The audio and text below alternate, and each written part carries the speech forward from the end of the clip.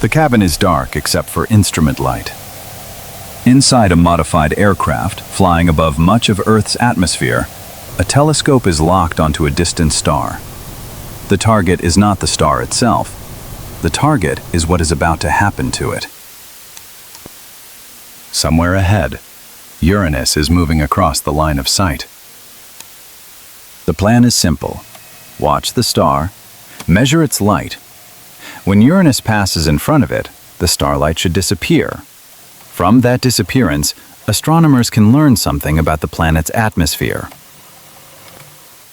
It is the sort of observation that cannot be paused, cannot be restarted, cannot be repeated on demand.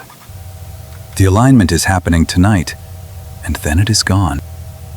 In the red-lit cabin, the signal arrives as a continuous trace on a chart recorder. A steady line, reliable, predictable. For a while, everything behaves exactly as expected. Then the line drops. Not gradually, instantly. A brief collapse in starlight. The kind of interruption that makes people look back at their instruments. Moments later, the signal returns. The star is visible again. Nothing should be between the telescope and that star. Uranus has not arrived yet. Empty space lies in between. The observation continues. The line moves steadily across the paper. Then it drops again. Another brief disappearance. Another recovery. The aircraft is carrying a telescope through the night sky. Tracking systems are working. Mechanical vibrations exist. Electronic systems can fail. Strange readings happen. The simplest explanation is not difficult to find. Something is wrong with the equipment. The chart recorder continues feeding out paper. The star continues shining. Then the signal disappears a third time. And a fourth. Each interruption is short. Each recovery looks normal. The observation window is too valuable to stop. No one can halt the event and begin troubleshooting. Every second spent diagnosing a possible failure is a second of an unrepeatable measurement passing overhead. So the flight continues. The telescope remains fixed. The recorder keeps drawing its line, and the evidence against the mission quietly accumulates. Every new dip makes the data look worse. A single interruption can be dismissed. Several interruptions suggest a problem. A growing collection of interruptions suggests a serious one. The star appears healthy between each drop. The system appears healthy between each drop. Yet the light keeps vanishing. The strange thing is not that the signal is failing. The strange thing is how it is failing. Random failures usually look random. These interruptions do not. As the chart paper advances, the gaps begin to form a pattern. Not an obvious pattern. Not yet. But enough to create discomfort. The drops have spacing. They have structure. The recorder is producing something that looks less like noise and more like an event. Still, there is no accepted physical explanation. No known ring system surrounds Uranus. Saturn is famous for rings. Uranus is not. If something is blocking the starlight before the planet arrives, what exactly is it? The aircraft moves onward through the darkness. The observation approaches its central moment. Then Uranus finally reaches the star. The expected disappearance occurs. The planet passes across the line of sight, and the star vanishes behind it.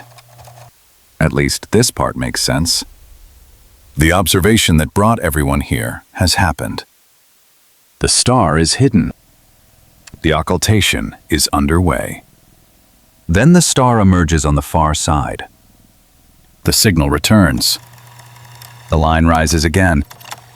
The event appears to be ending. And then the chart recorder does something impossible. The dips return.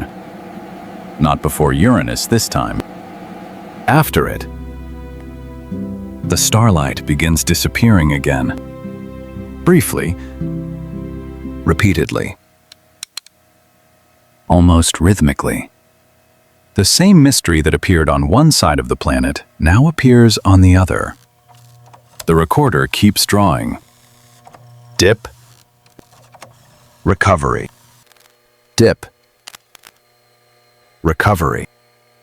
The paper accumulates evidence faster than anyone can explain it. The earlier interpretation begins to collapse, because equipment failures do not care where a planet is. A malfunction has no reason to occur in one sequence before an occultation, and then repeat in matching form afterward. The geometry should not exist. If the telescope were failing, the pattern should be arbitrary. If the electronics were failing, the pattern should not mirror itself around Uranus. Yet the chart recorder shows exactly that. The explanation that seemed stronger with every new interruption now becomes weaker with every new interruption. We are passing the halfway point of the occultation. Nothing about the signal has changed. Only its meaning. The observation window is closing. The aircraft continues through the night. The star continues appearing and disappearing. The recorder continues printing a pattern that no longer resembles a broken measurement. It resembles a map. Each dip represents something crossing the line between telescope and star. Something narrow. Something dark. Something orbiting Uranus. The disappearing light is outlining structures that cannot be seen directly. Ring after ring. Shadow after shadow. A hidden system surrounding the planet. The discovery does not arrive as a photograph. It does not arrive as a dramatic image of bright arcs circling a world. It arrives as absences. Missing light. Repeated interruptions. A signal that looked damaged. The same chart recorder trace that threatened to ruin the observation becomes the observation. The same evidence that appeared to represent lost information becomes information. By the time the meaning is clear, Uranus has already passed. The opportunity is over. The star continues on its path. The aircraft eventually returns home. But the paper record remains. A sequence of drops and recoveries. A collection of shadows. A ring system no one expected to find. The discovery of Uranus's rings began with astronomers looking at the wrong thing. Not the planet. A distant star behind it. And on that night, inside a dark aircraft cabin, the most important object was not Uranus at all. It was a thin line crawling across a strip of paper. At the beginning of the flight, every drop in that line looked like failure. By the end, every drop marked the location of something real. The signal never changed. The starlight never changed. The chart recorder never changed. Only the understanding changed. A broken-looking measurement became a map of a hidden world.